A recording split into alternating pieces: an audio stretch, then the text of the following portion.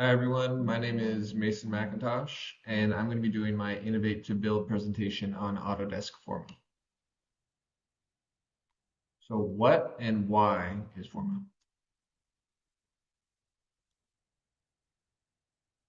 Forma. Forma is a cloud-based software for early stage planning and design. Firstly, it unlocks efficiencies with intuitive project setup, design automations, and fluid connectivity with Revit as well as Rhino, as we will see. Secondly, it uses data-driven insights in real time to make fast, smart decisions that can reduce risk. A lot of those are actually oriented around AI as well. And lastly, it creates a narrative that can be attached to a sustainable outcome. And we're going to look at different processes in which you can use these simulations to achieve that sustainable outcome and the other programs that we can potentially use alongside Forma.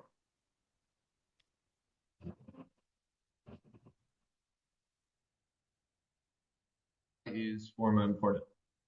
So cloud plus accessibility equals design optimization. At the forefront of architecture's connection to AI, Forma is something that will allow the process to be streamlined from team member to team member.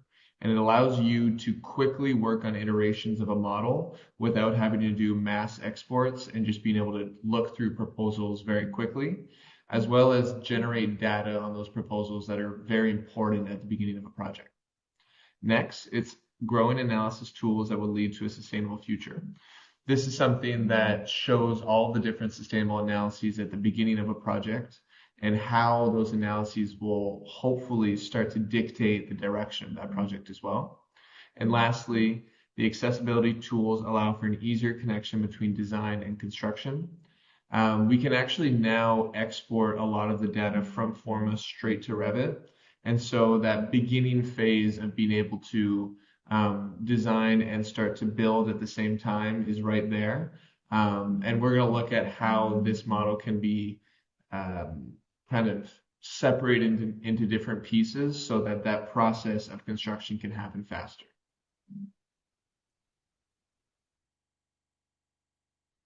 So how does it work?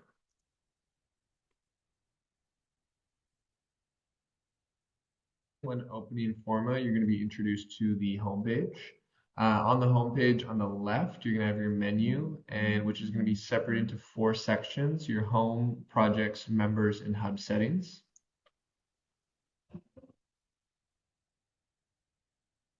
From there, you're going to have your recent projects page, which introduces you into most recent projects, as well as new projects, as well as demo. We're going to go through what is offered in the demo as well. It's a good way at just seeing a project that's already been done in Forma, so you can kind of start to work backwards and see what simulations were created, how did they model, what data are they importing, how are they working from Revit, and so on and so forth.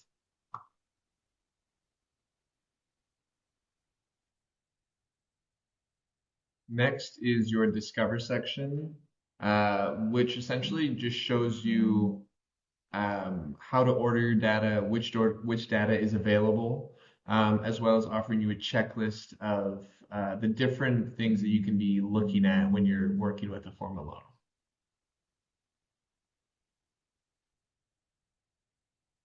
Lastly, we have the Connect section, which is really helpful for a program like this just because it's so new. So there's so many things to be added. So there's an ongoing forum, an ongoing conversation between a lot of professionals that is really interesting. And I highly recommend going on their YouTube channel as well. It's a great way to learn some of the different tools that you can use in Forma. And so yeah, let's hop into it. So we're back to the menu page and what exactly you can do in the menu page.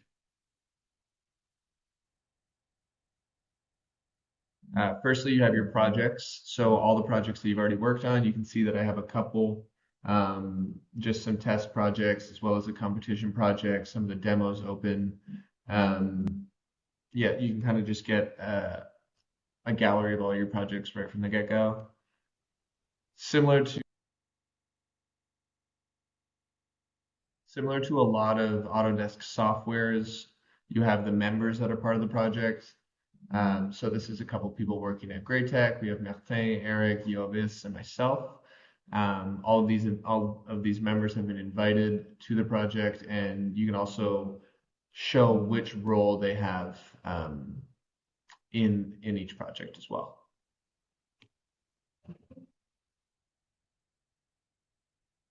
And lastly, we have the hub settings, which is essentially just all the settings based around your Forma account. What's your team ID? How do you access? Is it invite only? Yeah. Next, we have all of the options for learning Forma. So I've kind of separated them into three different categories. Sorry if you can't see the third, it says create. Um, So the first one is going through examples. So the demo project, like I said, it's a good way to break down a project, see kind of work backwards and see what they've already done.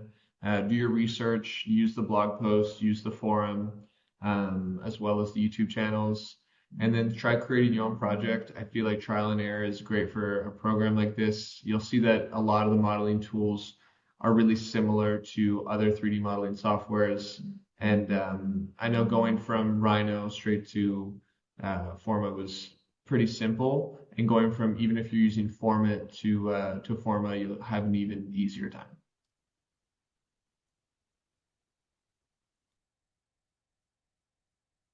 Yeah, just going through the demo, what that means. So for the demo, you're introduced into a site. This site has a base model as well as trees and a 3D sketch integrated inside.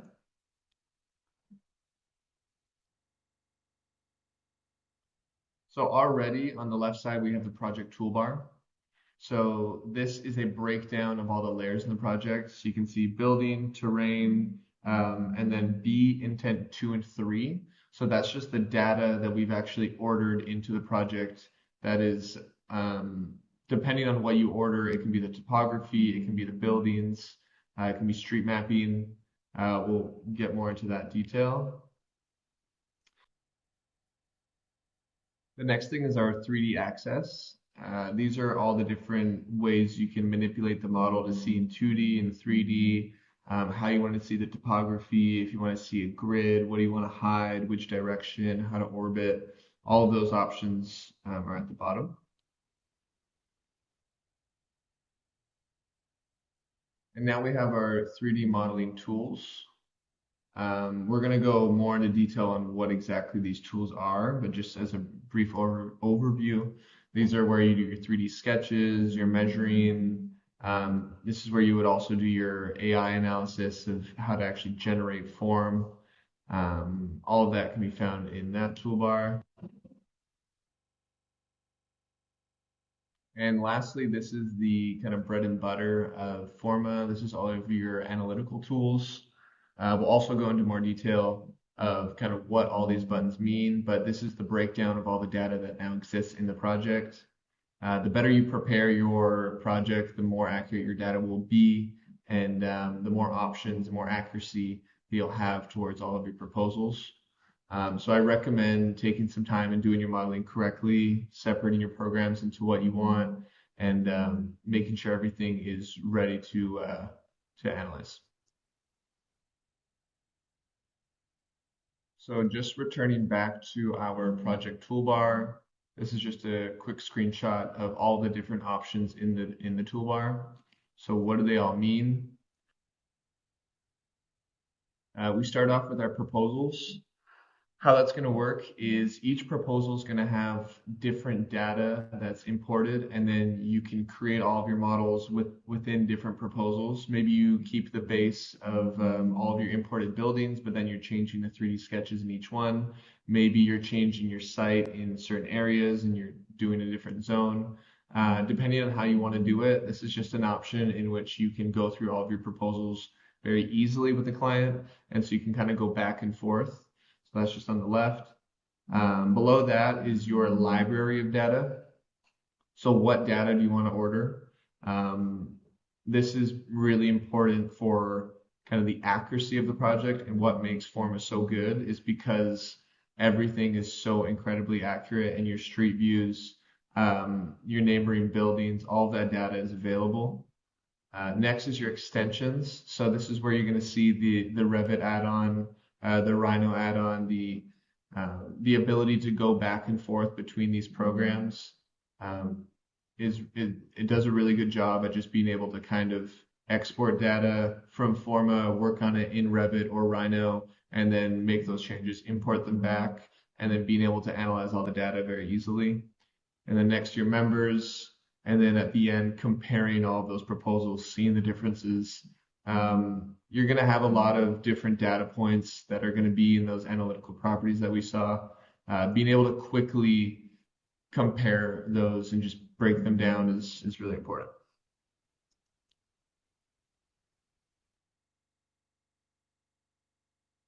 So now navigating through the demo, we have our buildings. That's highlighted in blue there. You're going to have a lot of buildings that are already modeled in this that'll be in blue. And then everything that's existing that you've actually imported as part of data of the data set is going to be in purple. Um, Everything that's highlighted in blue, you can see that the information that's connected to it right now, we'll break down exactly what all those acronyms mean. But for right now, we don't have any programming connected to like how many units that we have connected to what's in blue. So that's why right now it just says number of units 0.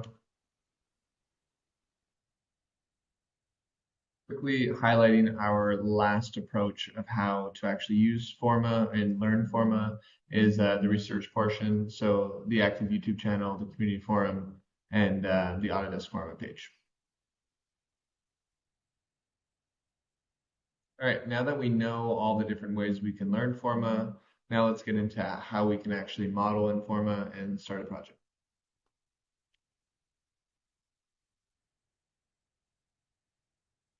So the first thing that you're going to be introduced when starting a project in Forma is giving it a location.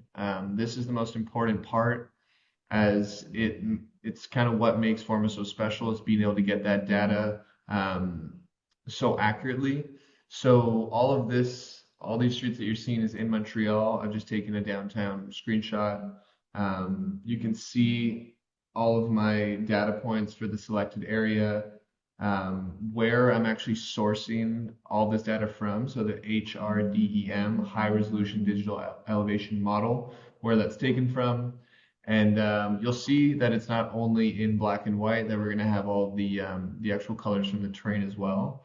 And we're going to get all the nodes as well as some of the different buildings that are there. And it's a very accurate topography. So let's check it out. Yeah, so just kind of where this information is coming from. If we want to learn more about um, where this data is coming from, actually from this website right here, the high resolution digital elevation model Mosaic, which is from the government of Canada. And if you want to explore that, I highly recommend. It's pretty interesting on how they're sourcing it and just how accurate it is. So now when you're ordering the data, this is the page that's going to come up. You're going to have buildings, terrain, roads, and I assume as Forma begins to grow, more and more of this data is going to be accessible and loaded onto Forma. And so you're going to have access to it.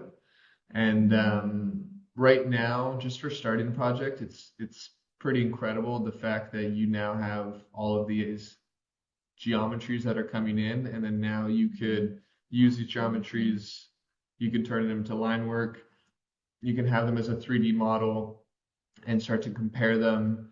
You can use them really accurately for a lot of things because of how easily they export to Revit. So it's a great tool to have. So that's your buildings. So this is the map that we've now exported. You can see how accurate it is already.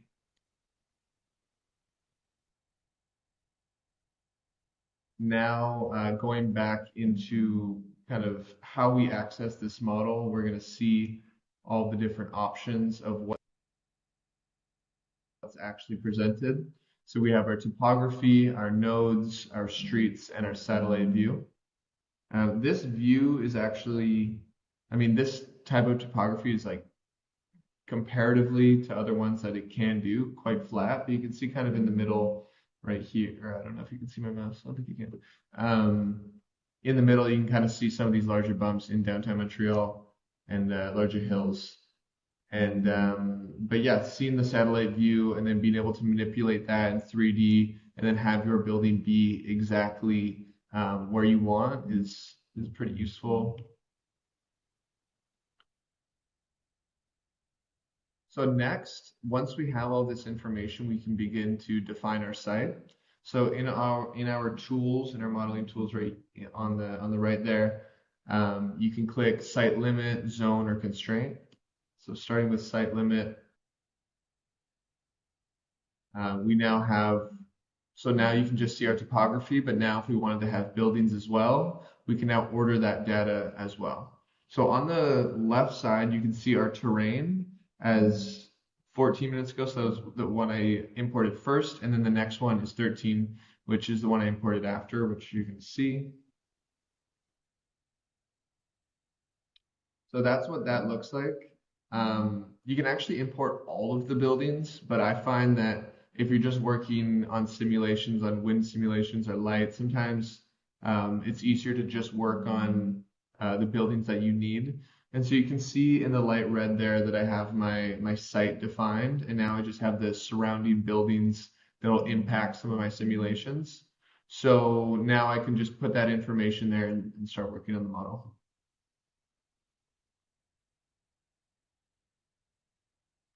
So as I mentioned earlier, all of the buildings that are imported are going to be kind of our base buildings. And so those are all in purple.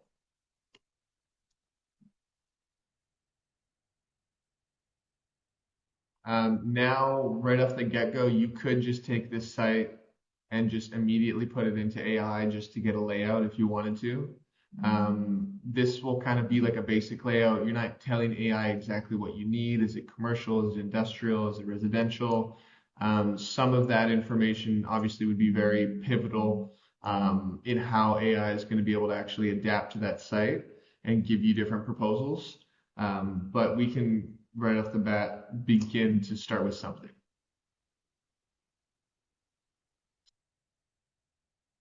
So what that looks like is there is an explore button, which you can see is in development. And already it's quite advanced in what it can do and giving you an idea of the different layouts that you would be able to put on that site and then give you different simulations. You can put your floor limit, the amount of floor and like the limits to that, as well as a couple different properties that we'll look at. So here is what that simulation looks like from AI. So at the bottom there, those four options, those you can see underneath those, there's 5 dots. So that would be kind of my gallery of different options that AI is offering me. So those two opposing mirrored L shapes in the middle with all the trees around, all of that's generated by AI. And you can see that on the right, on my output, which I think my head is kind of blocking, you can see all the different parameters that you can begin to put to kind of let AI know what you're trying to do. Some of those would be building width, floor height, road width, what's the maximum distance you can have between buildings, what kind of building is it, are you just going to be doing linear buildings? Are you going to be doing roads? Or are you just going to be doing building blocks? Kind of some of those beginning parameters. Again, I think that with Forma, this is something that is going to be developed more and more over time. That right now it's a pretty basic setup of the different options you have, but more of those parameters are going to be able to be put in earlier on in the project. And then that's when AI is going to be able to adapt to a profile and be able to see what kind of projects are you doing and being able to learn some of that information quickly, and then be able to propose you buildings based off of perhaps past projects.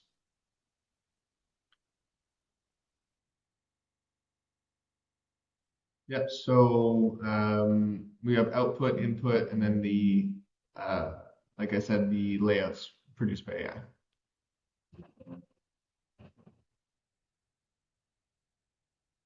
All right, now we are ready to create a proposal.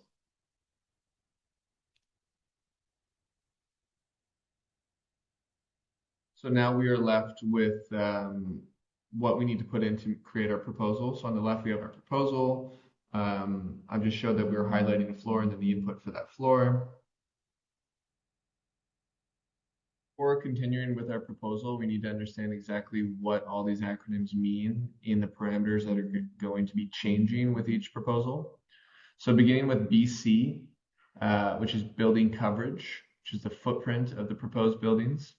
GIA, which is the gross internal area, which is the area of a building measured by the internal face of the perimeter walls at each floor.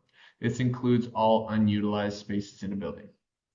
Next is the GFA, which is the gross floor area, the total floor area inside the building envelope, including external walls.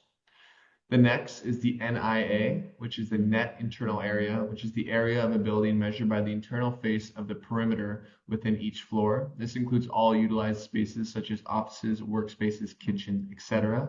So not mechanical rooms and other sort of the service rooms. And in order to create your own metrics, you can access the settings page in the properties page. All right. So now that we know how to import our data, have our terrain, have our base buildings, what do all of our parameters mean? What does our data come out to? How to create options with AI?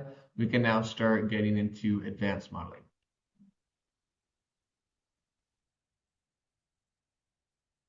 So this is our new proposal. We've now created another proposal on top of the original, because the original was created with AI. So now maybe we want to try out our own.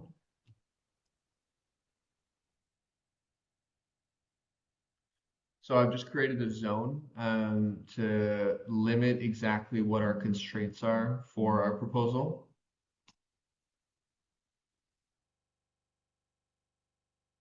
The next is to create a building. So this is a very simple building shape in which you can see on the right we have 4-meter floors and 50 floors.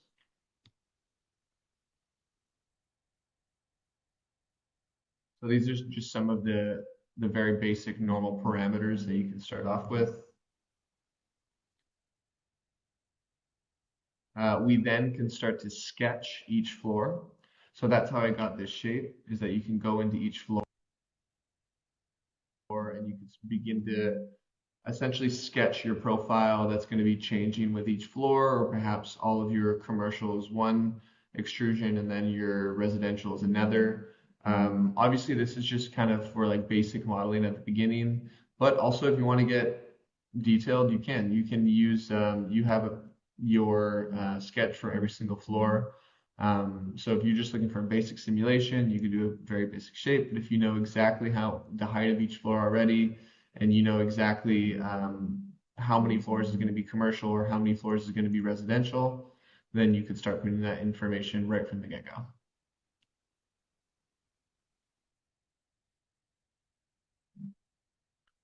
So now you can see that I've highlighted half of the floors and then modified the extrusion just to kind of play with different types of forms.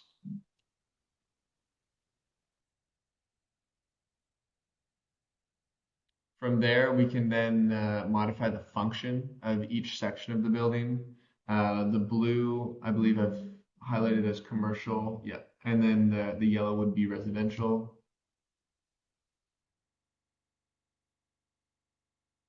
So now you're adding a function to each part of the building and trying to assign, defining that function and assigning the parameters towards it. So do I want to analyze any sort of my BC, my GFA, my GIA, any of those for both functions, or do I just want to do those for one? That's when we begin to go through both of those.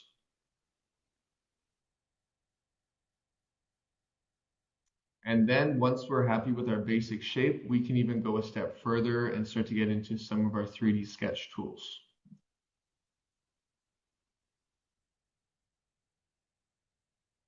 So when 3D sketching, that's when we can start to use some of those modeling tools that you see in other programs. Um, some of those look as simple as kind of pushing a face, some of those as complicated as a loft blend. There's a lot of different options of what you can do, and all of those can be found in the 3D sketch option. So for this option, we're selecting one of the faces and we're going to extrude that face. So next, you also have other modeling tools that you can use, such as union, subtract, sweep, cover, loft, offset, and fillet.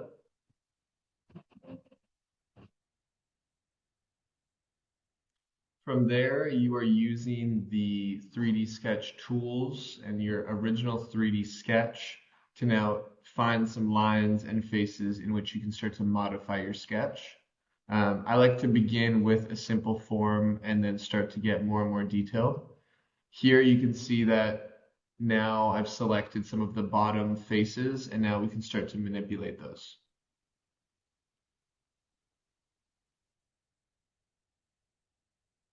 So if I wanted to extrude along the axis, I would click into the face and then I can now push it in or take it out. As you can see right there.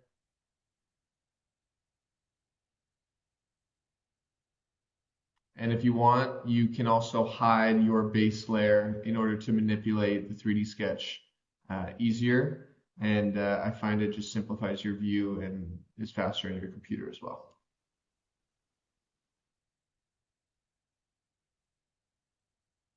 So just to break that down, you have your sketch tools, which is your line, rectangles, circles, splines, things along those lines. You have your forms, and you also have your advanced modeling tools. So you can begin with just kind of doing a simple sketch and then start to get more and more detailed from there.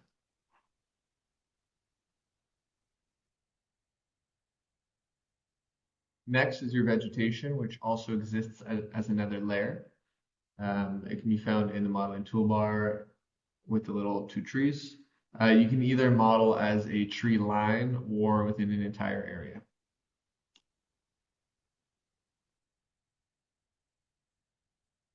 Here are the tree parameters. So how high is the tree? How high are the trees going to be? What is the distance between them? As well as if you're going to be drawing them in a line or in space. So this is what that looks like, just manipulating some of the parameters and some of the values for those. Just you can see on the right, you have a couple different options. Now if we continue on to the roads on the right, you can see those are your options for roads. You can copy a line or you can draw along the same line as your axes. Next is a volume. A volume can just be defined as a different programming or different use, and depends on how you define it. And this can just be highlighted in color and in height.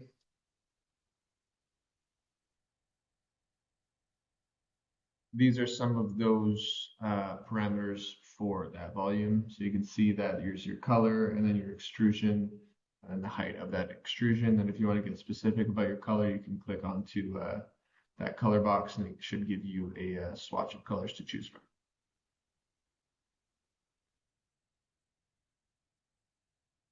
Next is our distance. So being able to measure in your model all of your distances.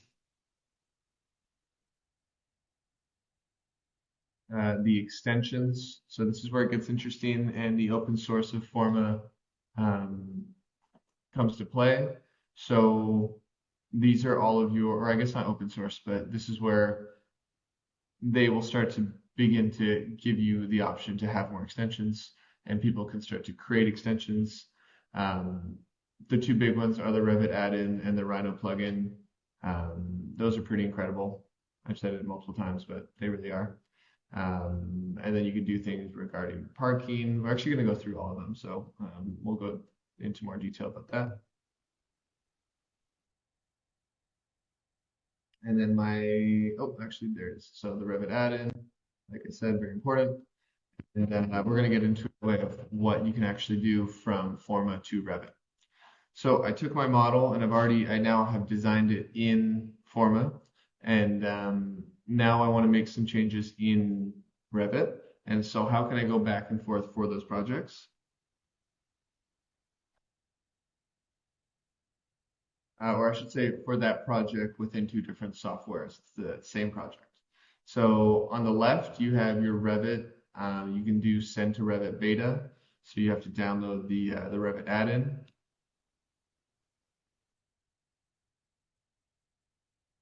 So this is just a blank file in Revit in your maintenance site after you've already installed the plugin or add-in as they call it. You have the load proposal. That load proposal is just going to load anything that's inside of your current Forma model. It'll ask you in the next window. This is really cool, is that now everything is taken from Forma as a geometry and then it's translated into kind of a more detailed geometry in Revit. So if you wanted to have it create your walls, roofs, and floors, you could. It'll already create you a very accurate topography, which is also great. And yeah, so these are all of your checkboxes of if you want to convert your model or if you want to convert your context into something more accurate.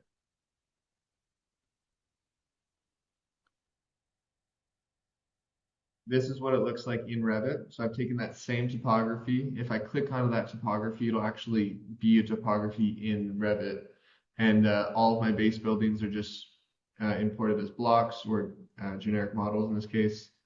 And then you could also see I have my zone that's kind of highlighted there. So our mass, which is our 3D sketch, we can start to edit that family in Revit if you're more comfortable, and then reload it onto Forma, and it'll actually reload and change that form.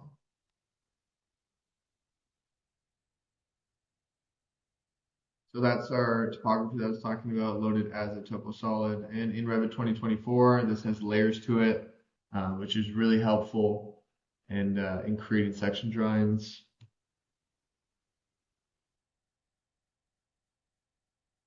That's the material. So the image that you're seeing projected onto the topography is actually just I mean, that's the image of the site that you're seeing. So you can change that if you wanted to, but it's completely accurate right now.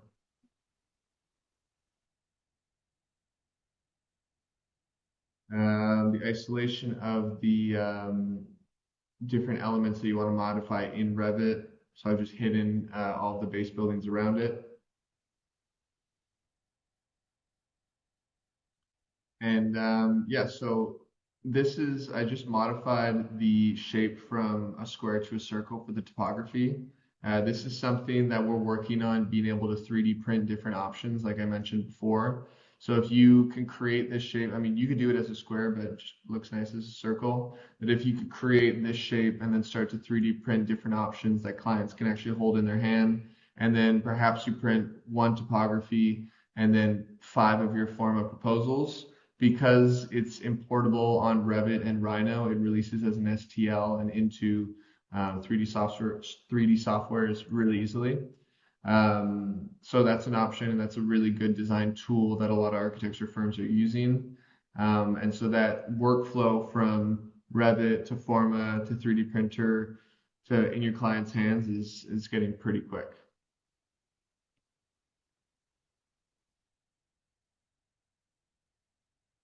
So now if I made any changes, I would sync that back into Forma. It asks me what changes do I want to load. So create your template, create all of make everything visible that you want to see, load that back into Forma. And then now we can start to use some of those analysis tools in Forma based off of our 3D sketch, or based off our 3D sketch in Forma, but then modified in Revit, but then analyzed in Forma. So you kind of keep going back and forth between the two. And then even if you wanted to get into sustainability plugins into Revit as well, such as, I mean, it's not a plugin, but using Autodesk Insight or One-Click LCA or Tekla or Tally, things like that that you could use. So just starting things off with our sun hours. So it gives you a graph at the bottom of what exactly that looks like, or more just like a spectrum of what's being exposed to the sun and what isn't.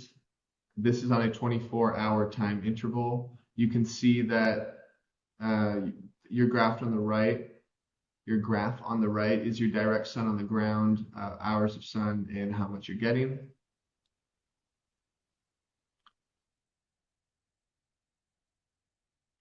Our next one is for our daylight potential. So starting off with the darkest color is often impossible, and then as you get lighter, it goes from difficult to larger windows to conventional, um, which is just like a very easy to understand way. It doesn't give you exact um, kind of parameters on or exact measurements of how much light you're going to be getting in those spaces, but it kind of gives you a basic idea of what's acceptable and what's not.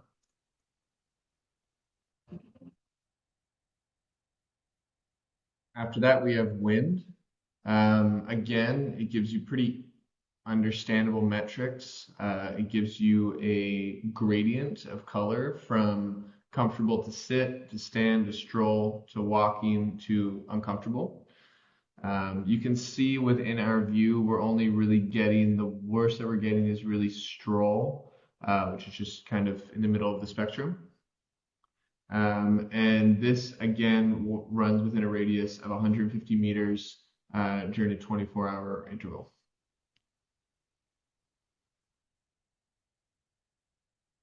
And in addition, on the wind analysis, it also gives you direction as well. So comfort and direction.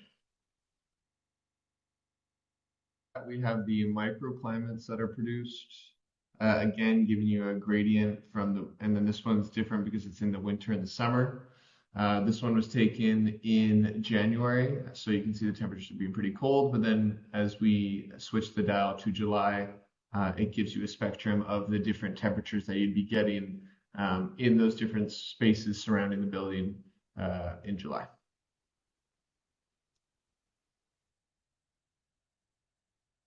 After that, we have operational energy. I don't have any data regarding the operations of what we've modeled so far, but once you get more information on that, you'd be able to study that. And here we have noise. This is in beta, so we didn't have much information because we needed to order some of the information regarding that, but that's some information you can order, so it is available. And then we have solar energy analysis, so the applicable surfaces for potential energy and the parameters for those solar panels. So I believe the last module of this training is going to be in data and resources.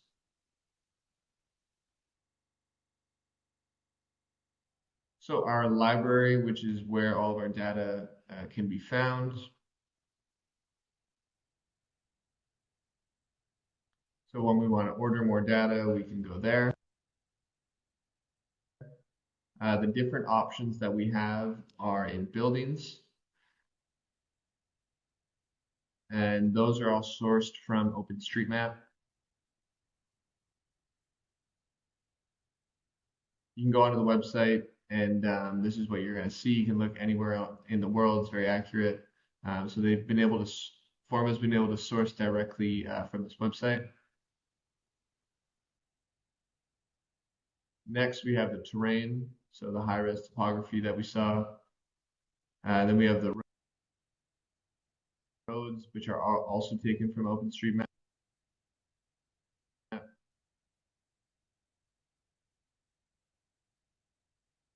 And then we have the a more detailed, or just like a different model of terrain from Astra GDM, which is what we saw at the beginning of the presentation as well. Then we have our extensions. Each of the extensions, they're really interesting of some of the new products that are coming out via AI. So we have co-design. Co-design is, if you haven't heard about it, is I believe a kind of rendering and design tool that you can use, and it integrates with Revit really well. I don't have much experience with co-design so far, to be honest, but it's there if you do use it. We have Dynamo. Dynamo is becoming very advanced and is aligned with Autodesk AI's, I guess, vision. And so there's a lot of developments happening in Dynamo right now. So having that connection between Forma and Dynamo, especially at the beginning analytical modeling phase where you're kind of getting more of those parametric modeling forms, could be really interesting.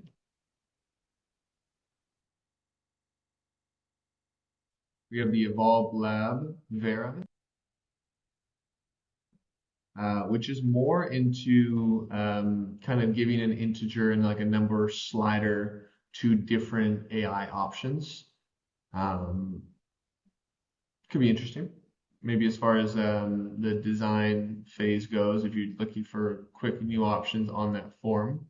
Kind of like, for example, what you see here, if we were to apply that to the form that we designed today, having kind of quick options doesn't necessarily mean they're realistic in any shape, way, or form, but it at least gives you options where you can, especially in this phase, we're just trying to get an understanding of the site and what's possible.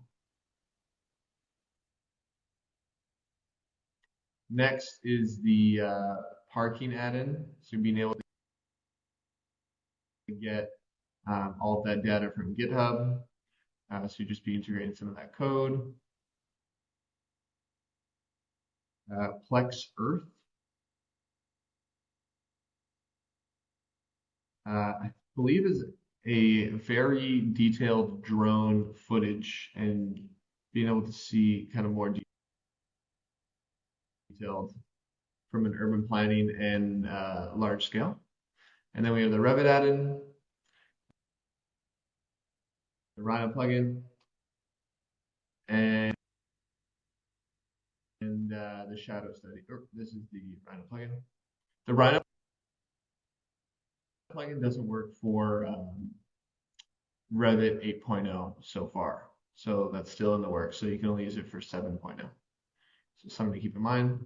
We have our shadow study, which is also being imported as code from GitHub.